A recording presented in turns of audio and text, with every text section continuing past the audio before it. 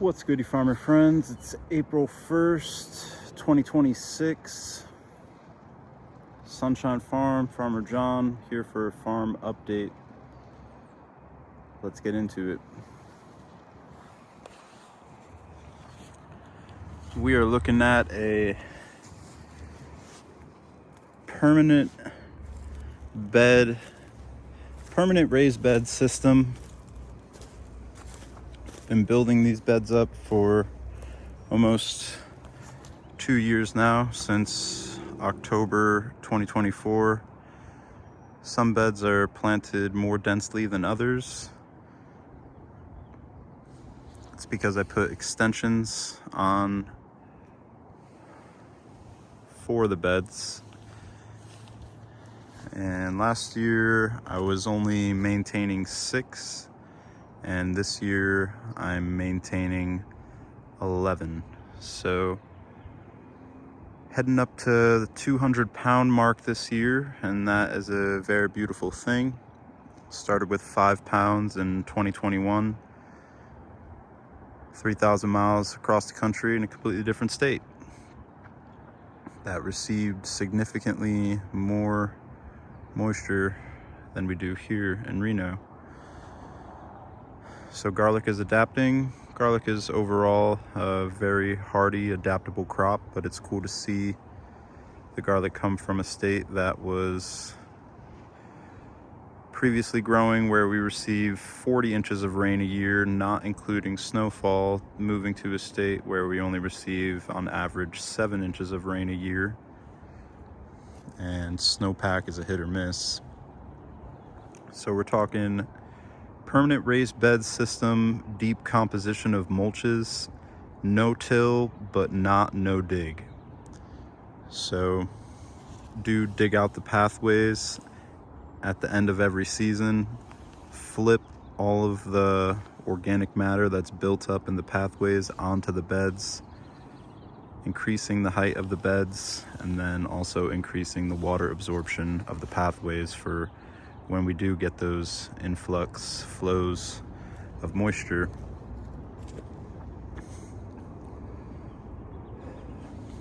These 3 beds, those additions are little hugel mound additions, so that's why they're a little bit sparse at the end there. I didn't know how they were going to do, so I didn't plant it as dense. And you can scale this system. Previously had scaled this to a 1/8 of an acre, had a 80 by 80 foot plot, and it seems to me that the garlic likes to be planted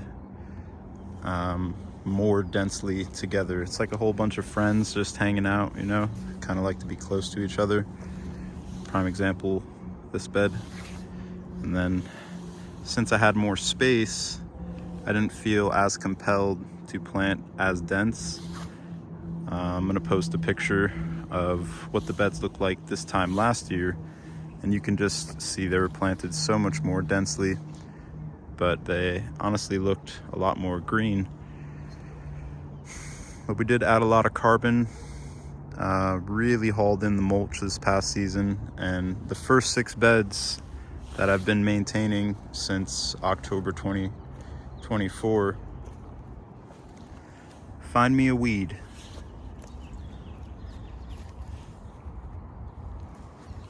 I know it's still early in the season. Oh, there's one. Oh, that's actually lettuce that was in this bed after the garlic came out last year, so I guess you call that a weed. But that's the benefit of these deep composition mulches, no-till systems. This was all bindweed and a type of native perennial aster, mallow, and just completely eradicated. Just find me a weed. It's all the tree seeds had thrown down but didn't get a chance to plant. Sunflower. There's another weed. whole bunch of sunflowers. That's where a sunflower head was buried. But then if you get down to the beds at the end that I took over mid-season last year, I had planted these to cover crops. So where you see quote unquote weeds coming through, it's just overwintered grasses that I've just been chopping, dropping, let them regrow. Still can't find a weed.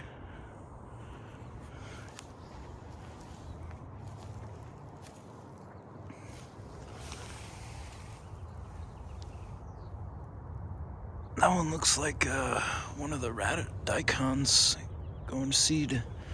One of the radishes. Here's some of the mallow. So, like I said, I know it's still early in the season, but we'll see what happens. Yeah, I can see a little bit more of the mallow coming through. We got some artichoke down here. Green globe artichoke, overwintered, took down to 17 degrees. So that's a cool thing. And then along with these Hugel Mound additions on the end of these 3 beds, kind of did the same thing here with these 3, but needed a little bit of pathway. And now I started laying logs on the borders, so it's just like your kind of garden bed vibe, but with food production bed vibes. And then these 3 I took over late in the season.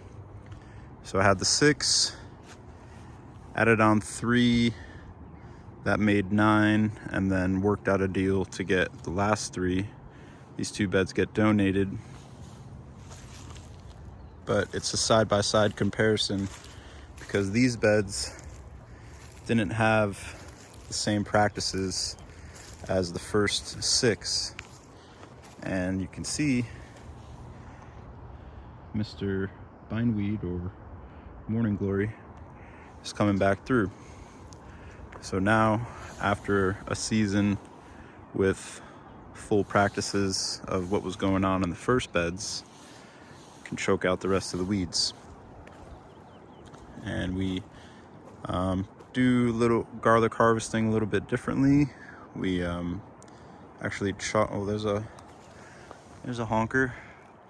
We chop the stalk off the garlic head in the field, and then we lay down all the stalks on the bed as a mulch, and then we put the garlic heads in milk crates with a box fan on top.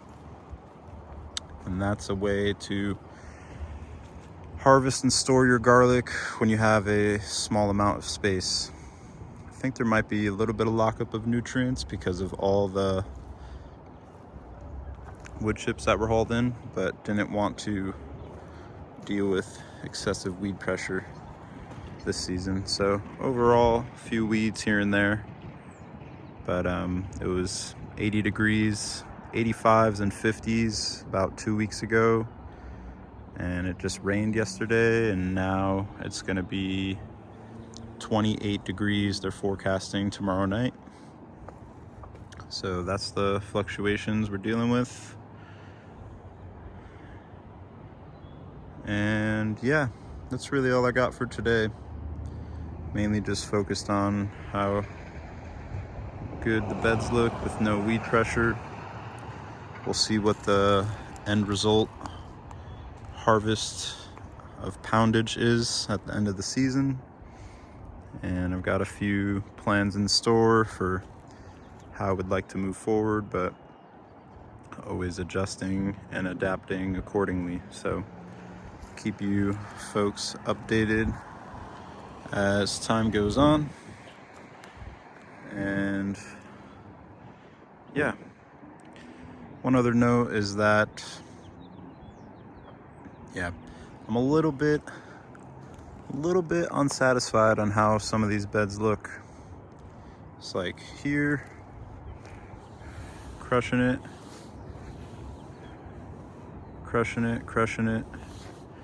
and then this bed is kind of just like, what happened? And then these 2 beds These last 3 beds, crushing it, crushing it.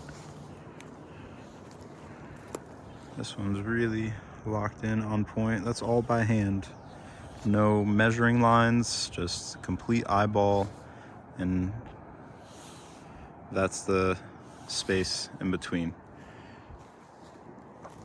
But you can tell last year, 2024 season of planting, a lot more focused and locked in, and then it's like every single bed is a resemblance of like what I was going through at that time.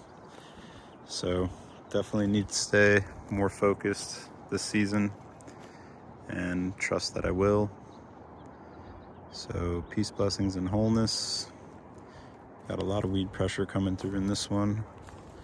Mainly just the overwintered grasses, but I can see the bindweed creeping through. And again, that is due to a result of a lack of mulch. If you have bare soil, weeds are going to grow. And then when you pull the weed, it pulls up more soil. So if you don't cover that and put mulch on top, it's just going to pull up whatever dormant weed seeds were there, so on and so forth. So keeping the soil covered is the name of the game, and building up the organic matter. So that is what I have today. Peace and blessings from Farmer J. Ooh, that's a good angle right there. Bam. Okay. See you on the next one, April 1st, 2026. Let's do it.